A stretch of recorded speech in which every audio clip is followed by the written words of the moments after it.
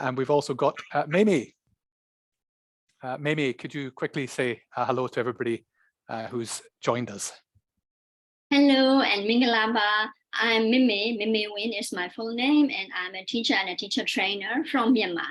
Thank you. Nice to meet you all. Great, thanks, Mimi. We also have Tong Tarach, who's joined us. So Tong, could you also say a few words? Greeting to everyone. Sawadee krab.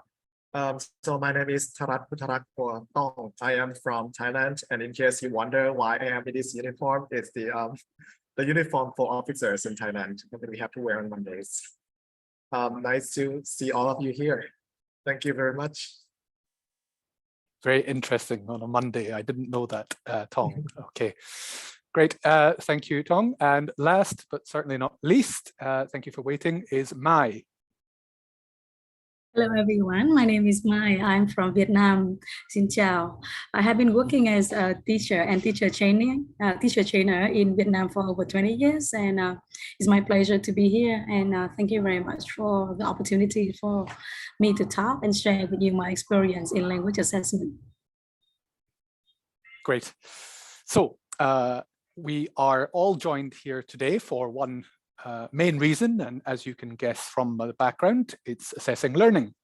A big subject, a really important subject, and I'm really glad to have 4 people to help me communicate this to you. And we're also here because there is a MOOC on assessment for learning, which is really, really good, and it's this week.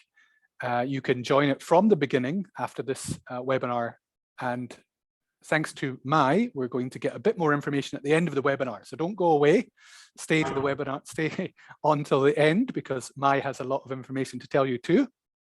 But let's begin. The topic of assessment was one that I'm really passionate about, and it's one that has grown during my career. And I think everybody here is aware of the importance of assessment, but there's a lot to discuss.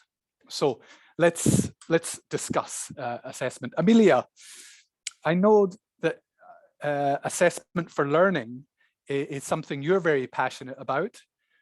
Could you kind of tell us more about the concept of assessment for learning? Okay, thank you, Owen.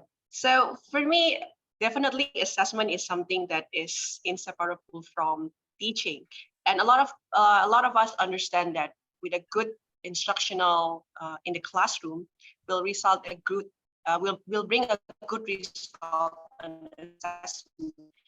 But we also need to understand that design of assessment, and also way we design the assessment and assessment itself actually inform a great instructionals as well. So I believe that's actually the idea of formative assessment or assessment for learning, that we see assessment not merely as summative or evaluations of what students has learned, but something that is very valuable for the teacher itself to inform their practices, and also from the students to know which areas that they can improve more in terms of knowledge or skill that they need to perform. So it's something that is basically, if you know the assessment is the end goal, then formative assessment will be the checkpoint whether to see whether you are on track or not to go on that exact destination. So I think it's important to know, and supposed to be something that we intentionally plan. Great. Yeah, I think that's a really good start to our webinar there.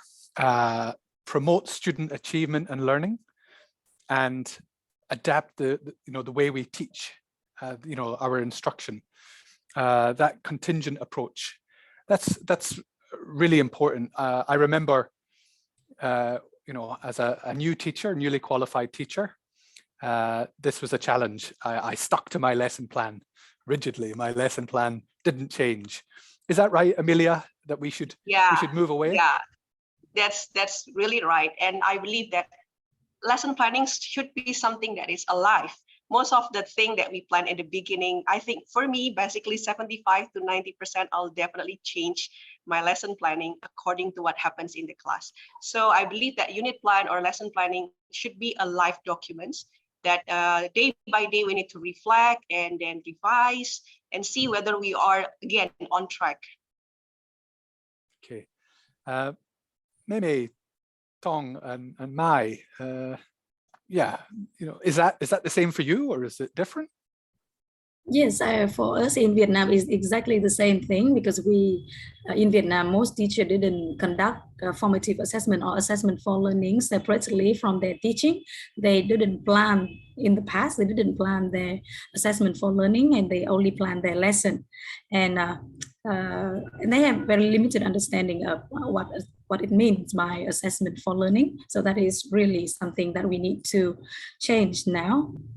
And in recent years in Vietnam, we have made some changes from the government to change that for the teachers. So at the moment, the situation has been improved. I think I'm going to ask you more about this. Yeah, Meme. Yeah. In Myanmar, we have the same or similar scenario. Most of the teachers are aware of the summative assessment, that is the end of course or end of term assessment, the final exams. But for the formative assessment for learning, we tend to, sometimes many of us tend to ignore it, the importance of it. We think that assessment is only for the end result, but of course there are changes in the policy and practices, and we hope that there will be some changes in the teaching and learning, which will influence the teaching and assessment in the future. No, so for me, I do agree with all of you, and I do agree that assessment is in Thailand it's a very big thing. We even have a assessment course or training course for teachers, like the separated course, because it's something very serious in order to evaluate or assess students accurately. We even have a test, the assessment test for teachers, and teachers who are qualified by passing the test. Then we are able, or we are qualified now to be the test designers, test creators, and test providers. But I also agree with Amelia that sometimes even though we have the very greatest assessment forms, but still we have to move away from lesson plans, and that's why we have to change the lesson plans all the time. That means we have to be very adaptive, because we do not know, even though we design this, but the level of students are changed constantly. So that means if we can move away from the lesson plans and focus more on the students' abilities, that is a great way of assess students as well. I do agree with you. Yeah. Great. Okay, so we're off to a busy start. Amelia, you really got the conversation going there. That's fantastic. So I'd like to move, if I may, to speak to Meme, because Meme, I know a little bit about your background, and I know that you spend a lot of time on the speaking skill.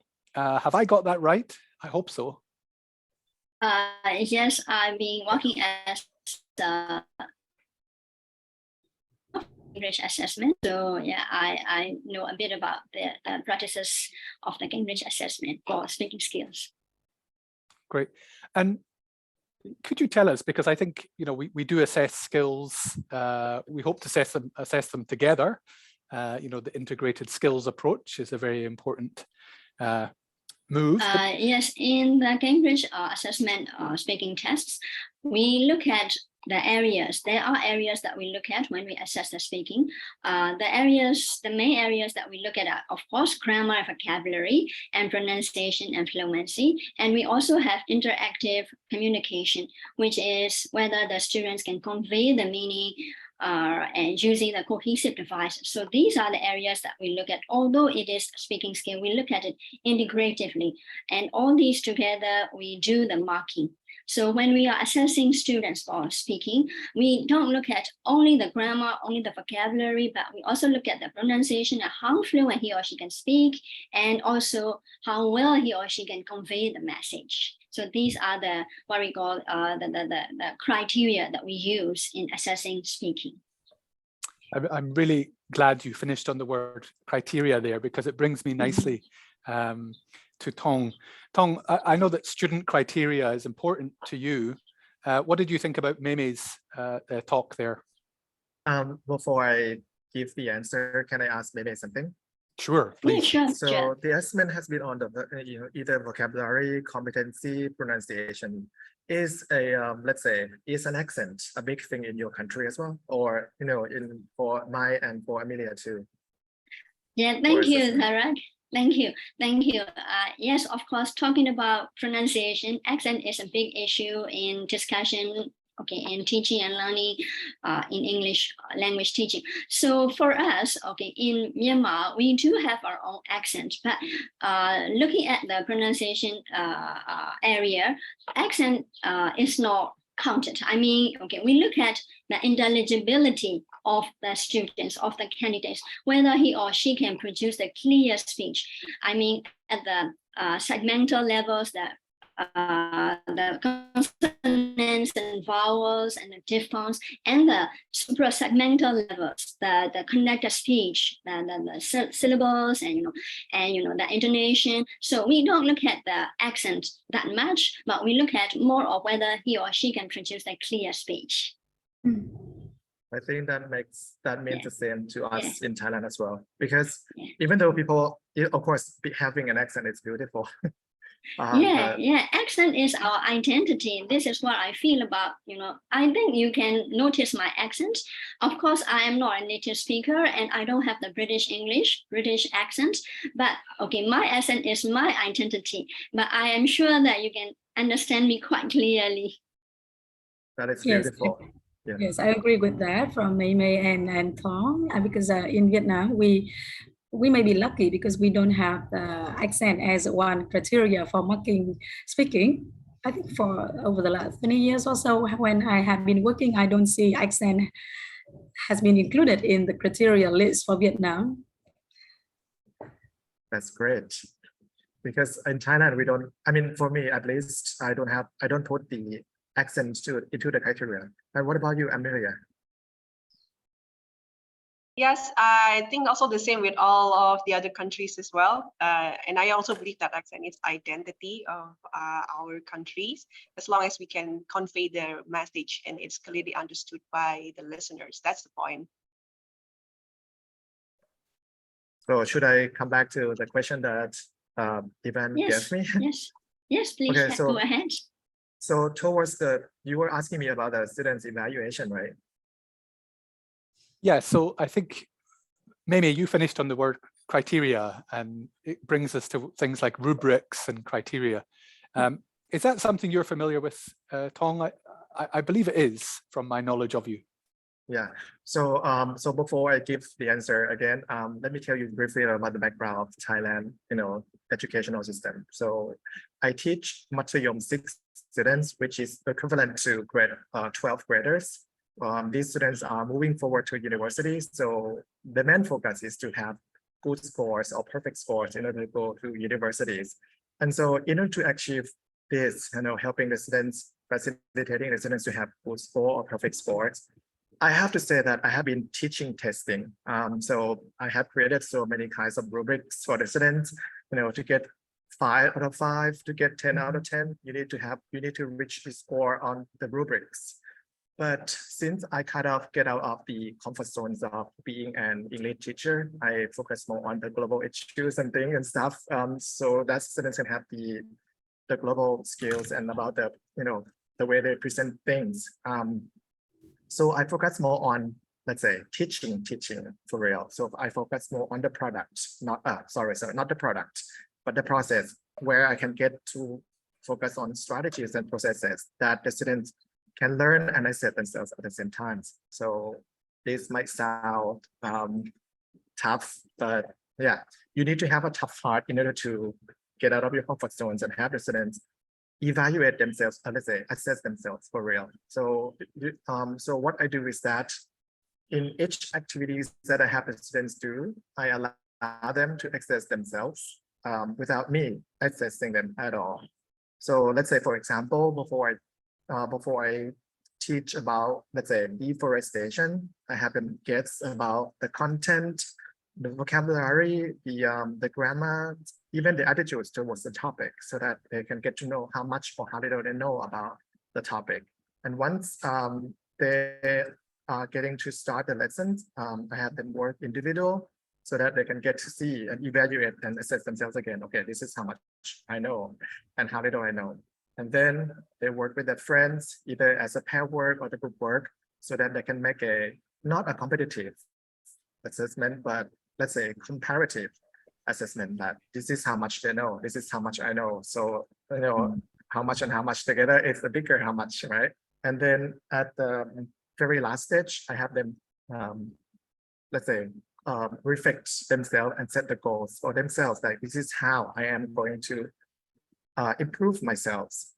This is the pace that I'm setting to go for, and this is how I am going to improve myself, without me controlling them that you should do this and you should do this, or without the rubrics for them to make them go into these directions only. Yeah. So with this, the students are more less on the scores. They focus more on their abilities, their own pace. Like I said earlier, that this is the way they are going to reach for the star for their own goals. And I see a lot of improvements when comparing to the testing teaching. Yeah. Great. Really a lot to discuss there. I need to take my notes. Does somebody else want to jump in before I ask a question? Yes, I'm really interested in the concept of comparative assessment that you mentioned. And it is not competitive assessment, but it's comparative assessment, where the student actually change their ideas about each other, what you have done good and what I have done good, things like that. So it is really interesting for me. But my question is, in countries of learning like in Southeast Asia, the student may not feel happy to evaluate their friends. Do you do something to facilitate that peer assessment? Yeah, thank you for the question. I actually do not allow friends or peers to assess the friends. They get to only assess and reflect on themselves only, and the activities that they do. So at the last stage, they will get to assess the activities that the teacher have them do. So whether they are very easy, whether they are happy about the activity, they are happy, so they true or not true, about the activities, and then whether they what helped them learn, and what they did, and what they think could help them improve. These are the things that they have to assess and reflect themselves. So no peer. Only the comparative assessment is for the how much I know. This is what I have correctly, and this is what you need. So we should add on this together as a group work or as a pair work. Yeah. Okay, thank you. Would like to ask as well. Oh, okay. Yeah, go ahead, Amelia. All go right. ahead. Yeah, after you. Guys, thank you for the time. I think it's very interesting to do a self-assessment and then really help the students to know where they are and then where they go. I tried, I think 1 or 2 times before, but there's a challenge when I do that, and probably you can give me some tips for that. It's how to help the students to understand clearly what we meant by the rubric itself, because if you're not clear with the rubric, it can be open to a lot of interpretation. And sometimes students, I don't know, probably my students, self themselves higher than it should be. So they were like, it's how to make it clearer, basically, for the students. What is the tips and trick for you to show the students what is the end goals and where they are, and yeah, sort of like that. So in that case, at first, I would call this as a reflective journal. So I need to get to read the reflective journals of the student as well. This is how much they think about themselves, because of course, I have to admit there are students who overestimate themselves, and of course, students who underestimate themselves. I need to get to read all of them, because as teachers, I believe that we can see through a lot of students. Like, this is, this is how good they are, or this is how challenging they have created. So once I get to read the reflective journal of students, that is when I can give them the feedbacks, and the feedback would be for the personal feedback, which is this is what I have been doing most of the time. It takes a lot of time, but like I said earlier, you need to have a tough heart in order to give the students feedbacks. But what I also really like is that sometimes when I give feedbacks to the students, and if they agree with me or disagree with me, they can, be open-minded and write more about that into their reflective journals. And we will see the differences that are, created or happen on their second activity or the third activities. Yeah. All right. So I think the key also, you as the teachers giving them feedback first, so they know how to really measure themselves from also the teacher's perspective, so they can be more objective on the way they assess themselves. That's right. That's nice. Thank you. But I still insist that rubrics are good, in so many ways, because it helps teachers, right? Especially for us, in order to help score the students. But I mean, for me, I would say that the skills that are going to be sustainable with them, or that are going to be the lifelong skills for them for the rest of their life. This is, I think, that we need to focus more on the process of teaching, not the final product. Yeah. Thank you. And what I wanted to say is, in continuation with the discussion on the topic on comparative assessment, I think peer assessment can be done as a form of formative assessment. The peer assessment, of course, it can be quite challenging for the summative assessment, for the end of term assessment, but we can do it quite smoothly and quite happily in the class to get the students to assess one another. For this, when I am in a class, what I do is I give them a task, I put them into pairs or groups, and of course, we cannot do all the areas for the criteria, but for example, the first time they pay attention to the grammar, the sentence structure. So on the topic, they talk to each other and they look at or they listen for the structures. And the next time they pay attention to the language, the vocabulary of the lesson of the topic. So that way we can do the peer assessment. Again, I always convince a student that it is not a competition. It is just helping others and helping ourselves for the lifelong learning and collaborative learning. So this is the peer assessment that we can do as a form of formative assessment. Another thing is that the self-assessment, and something that we can do maybe at the end of the lesson. And some course books these days, they have what we call self-check or progress check portion at the end of all unit, and they can do the can-do statements. I can write sentences using blah blah blah. So they are very useful. They can be done. They can be used as assessment, but of course, they can be used as portfolio. But at the same time, they are very useful for teaching and learning. Teachers can use them as the indicators how far the lesson has been effective for the students and what she can do in the next lesson for better lesson for the students. Thank you. Can I ask all of you, when you are doing the peer, let's say, peer assessment, like when I have my students, do the assessment for the students. We can't hear you. Are you sorry. muted? No. Can you hear me now? Yes, I can. Oh, sorry. So when you have the students do the peer assessment, does it happen to you that, the friends are like, good, they are doing fine, this is good already. So let's say they would not say they will not give an honest comment. They will say, everything is good, everything is fine, let's move on. Does it happen to you as well, or to your students? Yes. Yeah, that's So what I asked you before, like the student do not dare to speak their mind about their friends' competence or performance, and another point is that they may not understand clearly the criteria in the rubric as well. So we may need to change the peers before they do assessment. Yes. Yeah, so that's why I do not really do the peer assessment or peer observation. I mean, peer observation is for, comparing answers to each other, but not for the personal feedbacks or comments. Yeah.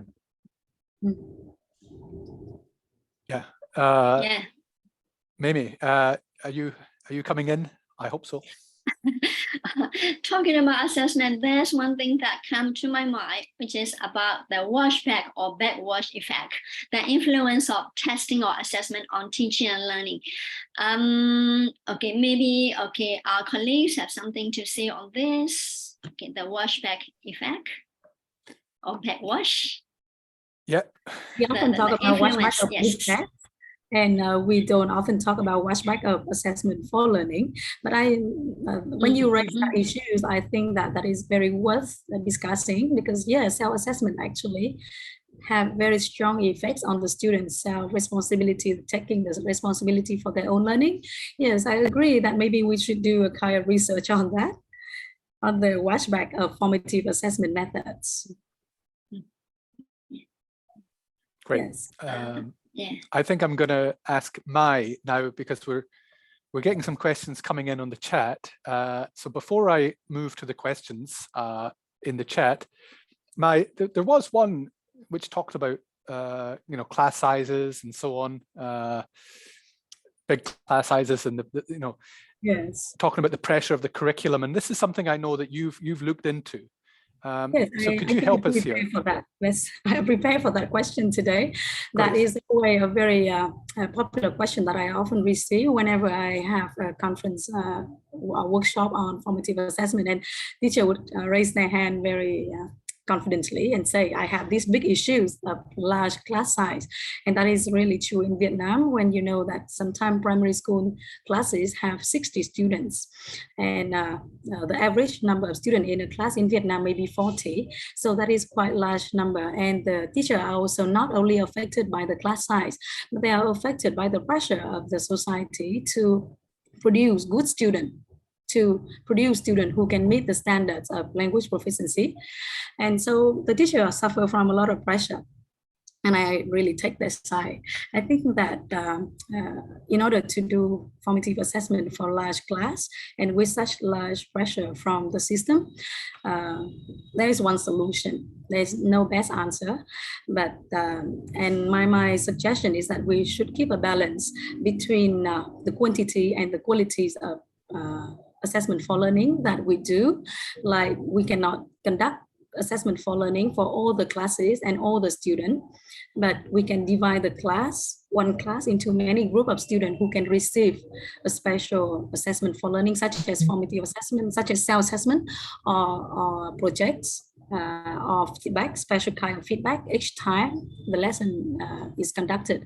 Or we can also choose classes. Among about 5 classes that I'm teaching, I choose this class so that I can reduce my workload, because I cannot apply formative assessment or assessment for learning for all the classes with about 40 students for each class. That would be a little bit too much. So my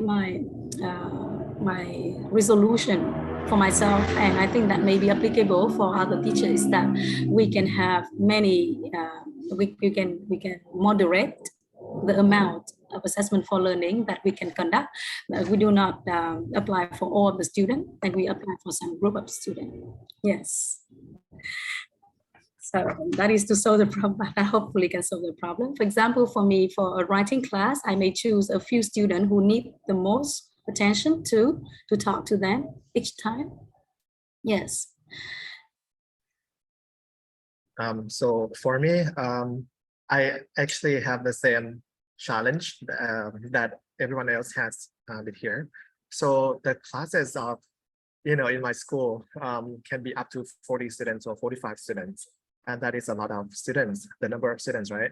So with that, the students evaluate, student assessment, the self-assessment, I think it comes into playing in a big role, because I believe that many of you might wonder, like, so how do I score them at the end? Because if we are throwing out all the rubrics, or we are throwing out all the assessment and students assess them.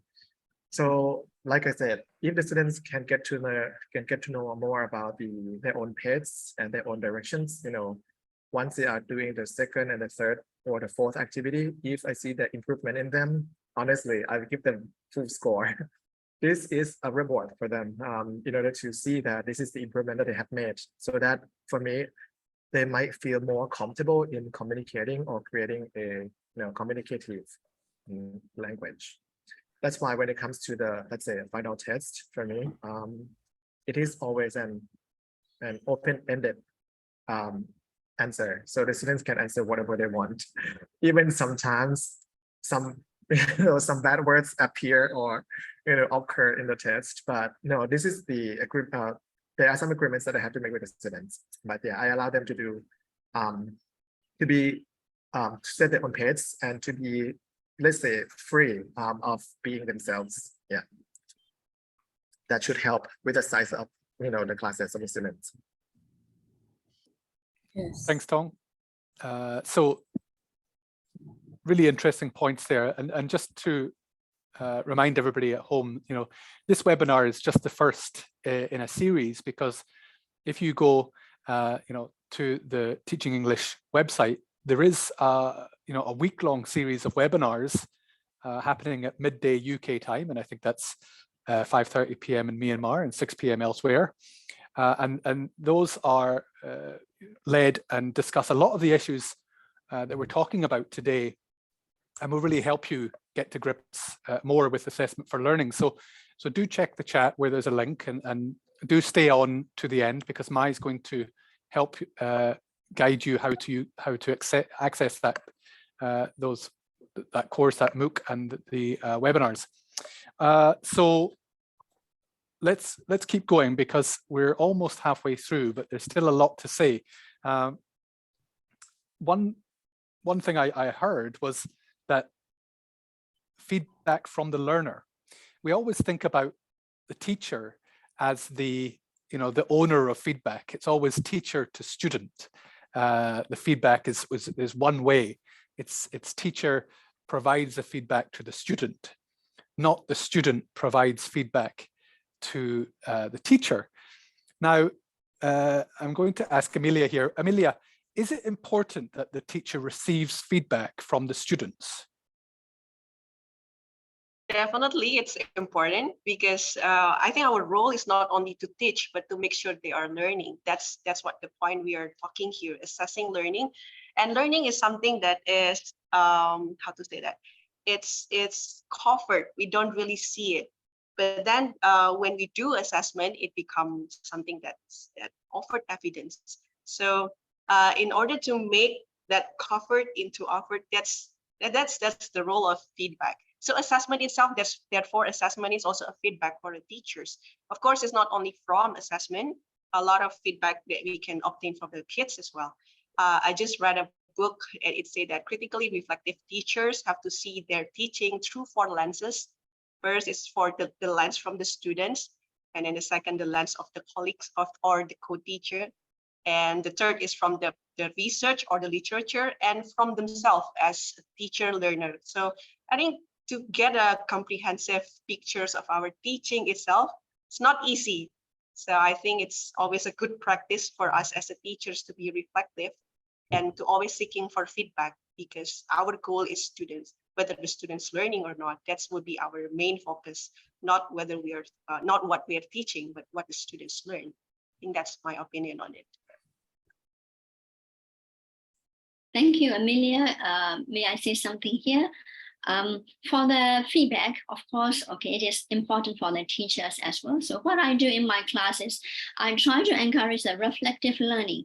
So, at the end of every lesson, I ask the students to think of 3 things. One thing they really like about the lesson, or a word that they remember from the lesson, and one thing that they are not very sure about, and one thing that they want to know more about, so things like that. So I give them like 1 or 2 minutes for them to reflect on, and after that they can talk together in groups together to one another or to the teacher, so that they can do the reflection, and it is good for them to remember, recall what they have learned in the lesson. And again, it is good for the teacher to get the evidence of how much they have learned in the lesson. So this is what we can do with that, quite adult learners. And we can also use this practice with very young learners. But very young learners, of course, I don't ask them to write or, to talk to me, but simply we can use the smiley sticks, and or maybe the color cards, the green, the yellow, or the red. Okay, so I can ask them, do you like the lessons? Or sometimes thumbs up and thumbs down. So, what do you like about this? Okay, tell me 1 word that you learned from today, you remember from today. So this way I can check how much they can retain in their memory and how much they can learn. And linked to this, the next day I do the review of the lesson that I taught. previous day, so that there is some kind of making sure of whether the students have learned something and then they've got it in their mind. So this is some little thing that I do in my normal teaching. Yes, I agree. That's a good practice to always asking feedback from the students. Probably one thing that I come to my mind, especially these days, is to really also pay attention on what we are seeking in the assessment itself. So what is actually we want to know? Well, sometimes for me, I do teach elementary students, and sometimes when I ask whether they like or dislike the lesson, they most likely will see the teachers instead of the lesson. So I need to sometimes really clear with what we want to get out of the assessment. So with the questions that we ask to them, so what is the representative of the answer itself? It represents what in my lesson plan, and how can I take this data to revise, to upgrade my lesson plan? I think that's the idea of asking feedback. There's always improvement that we can make out of those questions that we throw in the classroom. Thank you for sharing with me. Thanks, Amelia. I'm afraid we are going to need to move on to the questions, because we are getting a lot of questions and we could keep talking, which would be great, but then there'll be a lot of disappointed people watching, because they are asking for great questions and we need to move to those. First question, could you please explain about assessment for learning and assessment of learning? Yeah, so what's the difference between assessment for learning and assessment of learning?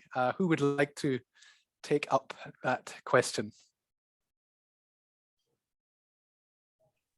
If I may, I like to chip in a bit, and the rest of you, my colleagues, can also contribute and add in more ideas. So for me, assessment of learning is we are assessing how much students have learned. So we are just testing the knowledge and the skills that they have gained over the term or on the course. So assessment, that's what I understand by assessment of learning. And assessment for learning is, it can be ongoing and we can do it day-to-day basis or very regularly, continuous assessment, sometimes it is called. And it is not only to test how much they have learned, but it is the purpose is it is to help them to continue learning. So when we do this, it's formative assessment, and when we do this, students will be able to keep on learning and they know their progress, and it is also motivating for the students to keep on learning. So that's what I understand, and maybe I think you can add on more information on this. Yeah, so I agree with you, May. But Mike can go first. You go first. Oh, thank you. So I agree with you that assessment for learning, it's more of the continuity of the assessment, the improvement that students can do all the time.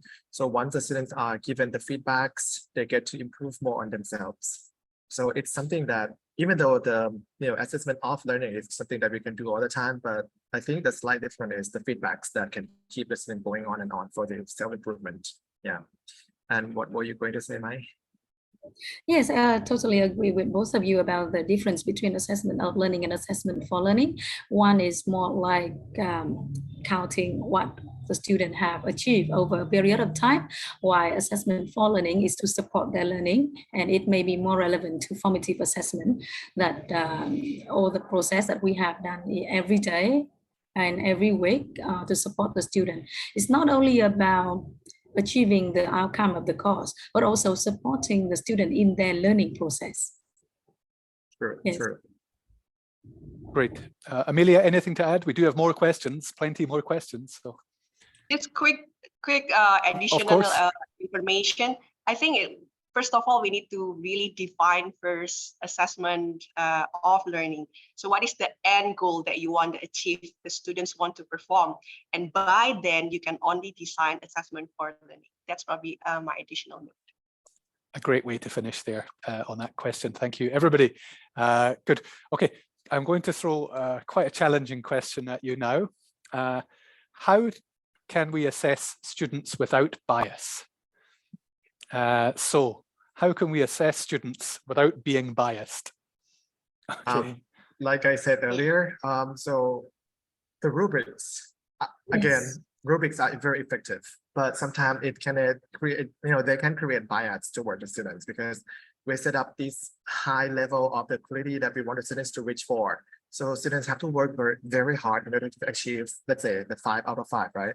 So with throwing out the rubrics out of the window, that means we have nothing against the students at all. We see the improvement that the students can make by themselves, the goals, the pace, and setting that they want, that they are, setting the directions towards the future or the improvement.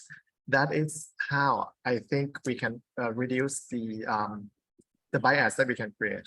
Of course, we want to jump in all the time as a teacher because we see that. But if you are doing this, it's a better way. I think we can put that as a suggestion, especially like I said earlier, after reading the reflective journals. But again, this is what I am always aware of because let's say this research might work on this group of students, but it doesn't mean that it's going to work with another group of students. That's why sometimes I throw out all the rubrics and have the students be more of themselves with their own pace. Yeah. Yes, I agree with you, Tom. Talking about assessing without bias. The reliability, which is one of the key elements in assessment, we can make sure that there is reliable tests and assessment, or we can make sure that the reliability is increased. What we can do is that the assessment type or the assessment task types. For some skills, for example, for reading and for listening, we can use objective task types where the teachers can just tick and cross and give the marks for the correct answer. So there will be no bias, we hope. But for the speaking and writing, of course, the tasks are more of the subjective tasks. So then what we can do is, yes, according to Tom, I agree with you totally. Here we need the rubrics and a set of very clear criteria with the descriptors. So, there will be less chances of the teachers being committed to the bias. And another thing is, when we do the test, before the test, the assessor or the examiners or the markers, they should be trained. They should be well aware of what they are expected to do. So if they follow the rubrics and the marking schemes, and after that, there should be some kind of checking, counter-checking, cross-checking, to make sure that, there is a standard, then I think we can stay assured that there is less bias, even though we are human beings, and sometimes of course there are good days and the bad days. Sometimes we feel generous, sometimes we feel stingy. So to stop these kind of situations, of course rubrics and a very clear guideline for the assessors, examiners are important to reduce the bias thing. Great. Thank you, Mei. Anybody else to jump in before I move to the next question? Maybe adding some short tips. It's basically what I did is cover their names. It helps though, because I will concentrate to their answers, and just like the previous speaker said, clarity of the rubric is very important. And other tips that I also do sometimes is to moderate with other examiners or other teachers. And I score several of the students' answers, like taking a sample and ask my colleagues to also do the checking, and whether do I really see that based on the rubric, or is there anything that I probably need to understand more on the rubric. So just practical tips. And then add Thank you. an example. Do we still have some time? Yes, yeah, I think so. Just we've got a lot of questions, so yeah, I'm trying to get through them just all. a very quick experience from my own. Just have a So, very quick. Yeah, so I took. Sorry, Mike. You can go. Yes, I'm just a little bit concerned about the challenges faced by the teachers while they have to make the rubric themselves and to conduct self-assessment in the way that we are talking in the last few minutes. Like many teachers don't know how to create rubrics. True. So it's like May have said, it's very important to provide training for the teachers on how to develop rubrics. Yes. Yeah, I think certainly rubric design, a lot of organizations provide, rubrics that you can buy. That's how valuable rubrics can be when they're high level. So having a good rubric is not easy, but it is very helpful in reducing bias. So I'm looking at the other questions just now, and let's go to this one. Starting from which level can we start doing peer assessment? Now, we already know a lot of this from Tong, and I have my own opinions on this, but peer review and peer assessment, students assessing other students' work and progress, when can that begin? Is there a right age or grade? Mai, you're looking like you have an answer. I think I have had the answer from Mei a few minutes ago when she said that for primary school children, we can still apply peer assessment in the way of using a smiley card, and the student can just give a thumb up or thumb down, and that is a basic form of doing peer assessment. So I don't think there is an age limit when we have to conduct peer assessment.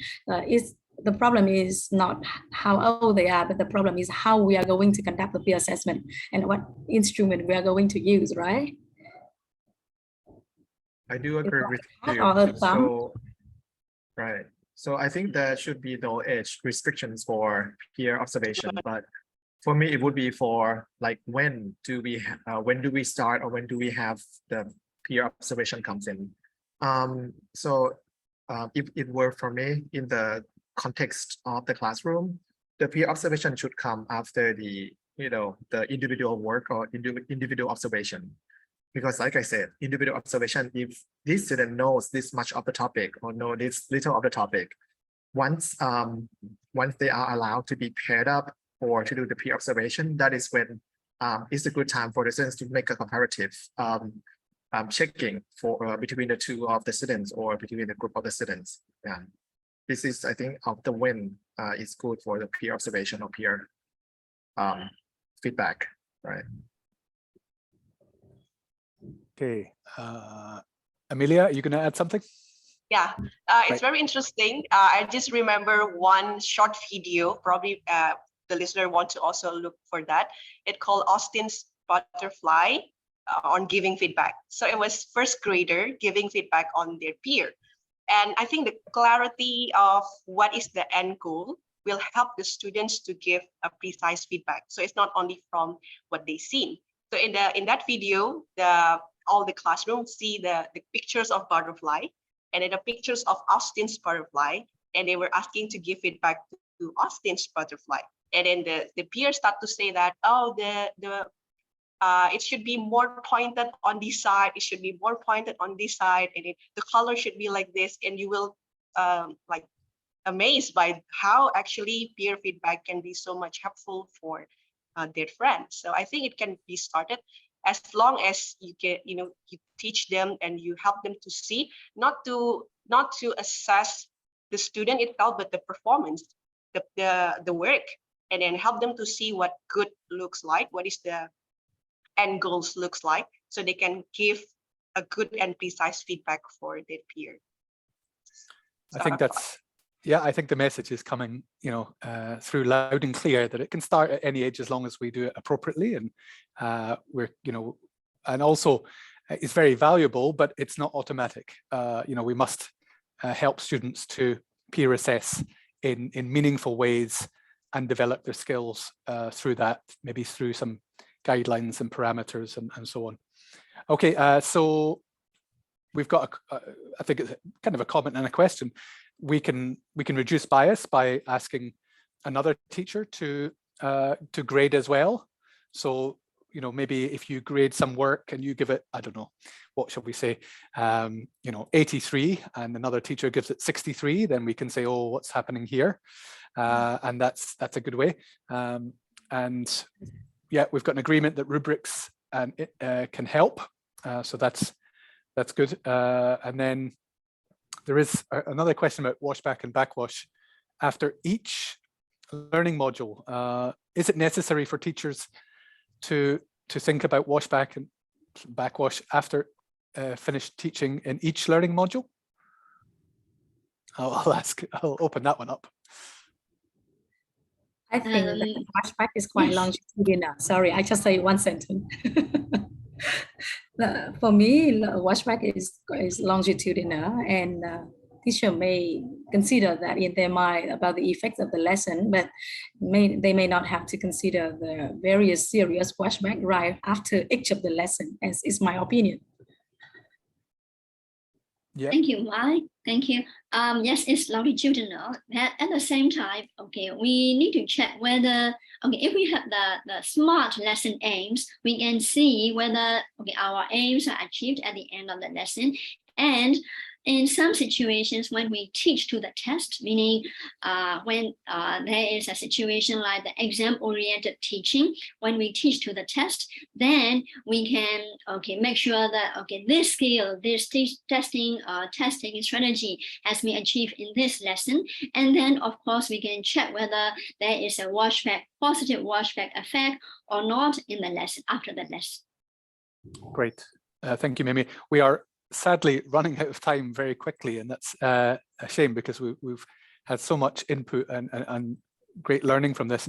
There's more questions on rubrics. I think the best thing that we can do is encourage people to join the MOOC, because rubrics are definitely a part of that course. One of the webinars is talking about rubrics, so you can bring this into that, I hope. What we're going to do now is we're going to move over to Mai, Yes. and Mai has very kindly agreed to help us find and access that MOOC and join and register for it. So Mai, could you help us a bit? How can people watching access this very important MOOC? Hi everyone. I was preparing to say something as a final note before I move on to the mock course, because I in terms of assessment for learning, and actually I think that we have talked a lot from the last hour about assessment for learning, but in general I think that assessment as for learning is still somehow not very familiar concept to many teachers, and so my point is that the teacher need to be supported in getting familiar to the contents of the course that they are teaching, and also the specific contents for each of the grade. For example, grade 1, grade 2, grade 12 can be broken down into the lessons so that the teachers can plan the assessment content and time. And also the teacher need to be instructed on the techniques to do assessment for learning.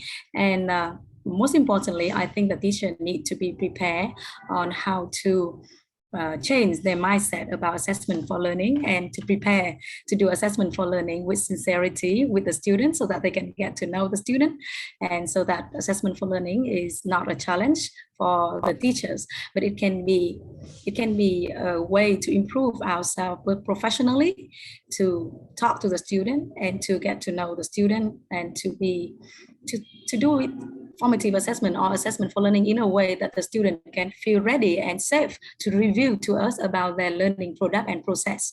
And that's what I think this point of mine can be very aligned well with the course of MOOC that British Council is offering. And that can, for example, one of the questions from the audience say that what can we do to assess the ethnic student, and that can be a topic of inclusive assessment, which is included in the course of teaching of assessing learning that I'm going to show you right now. So can I share my screen? Yes. Host, can you help me to allow me to screen share?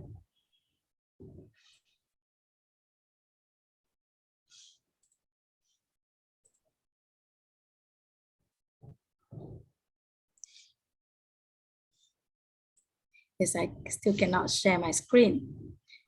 And my colleagues, can you help me to send the link to the course in the chat box to all the participants? I think it should be there. So I think at 4:28 we sent the link. But I haven't been able to share my screen. So if you get that link, you can go to, yes, so you can see the link there. Okay, so yeah, the link is sent there. So maybe we can talk about the link. Yes, when you get to the link, you can see that there is an introduction about the course. And when you scroll down, you can see the step 1, how do I sign up for the course? And then in step 1, there is a login to your existing Teaching English account. If you don't have an account for Teaching English yet, you can create an account for yourself, and then you can do step 2, which is enroll on the course. So when you enroll on the course, you can see 3 modules of the course, and the 3 modules are quite relevant to what we have said today about assessment for learning. Okay. Great.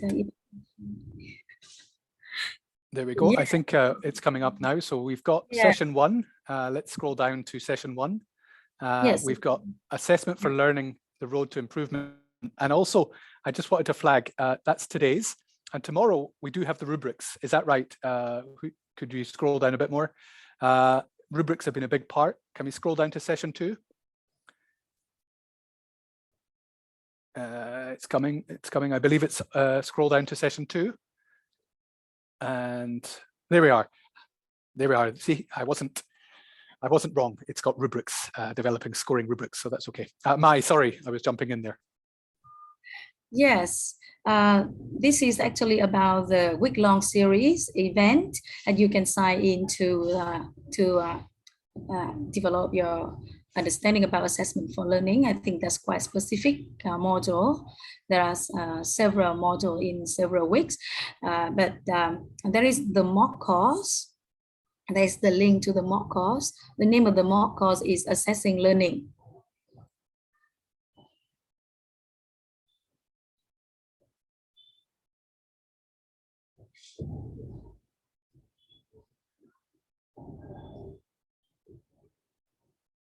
Okay, so we have the Assessment for Learning, a week-long event, which is from today and from, well, it'll be starting very shortly, I think, after this webinar finishes. So please do go on to the Teaching English website and register for this event. As I say, the first webinar starts, in about an hour or less if you're in Myanmar. So do go immediately to the Teaching English website and register for this. The webinars are all there. There's 5 webinars across this week. And as I said, a lot of what we've talked about is going to be discussed there in more detail. It'll be really helpful, I think. So that's almost all the time we've got, I think. I know we're going to ask for some feedback.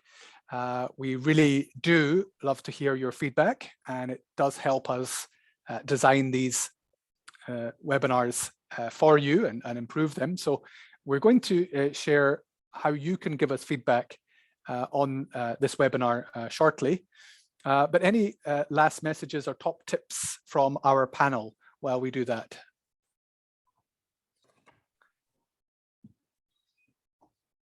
Yes, if I may, may I have a word? So for teachers, okay, I think assessment is important not only for teachers, but also not only for students, but also for teachers and for institutions, because assessment is good for the students to get to know their progress, for the teachers to get to know the effectiveness of their lessons, and for the institutions to get to know whether their curriculum is doing well or not. So for this, okay, everyone working in education, teachers, and and the policymakers, and then even the administrators need to have the assessment literacy, the basic, at least, some knowledge about what assessment is and how to do it and why we do it and why we do it.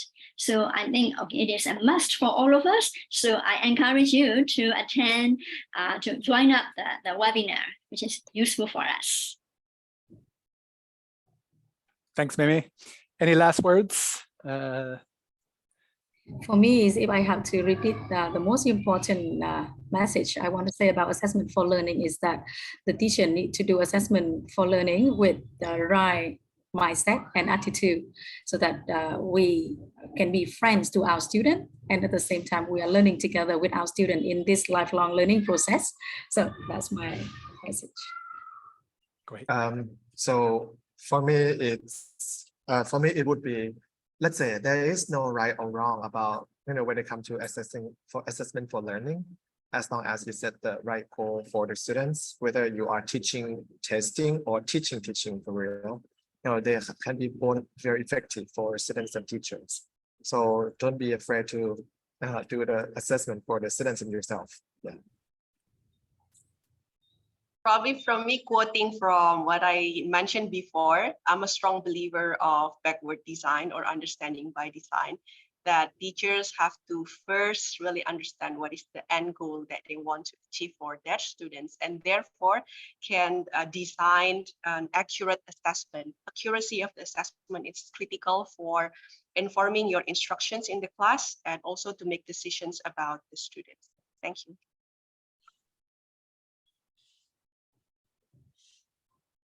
Iwan, I think you're still on mute.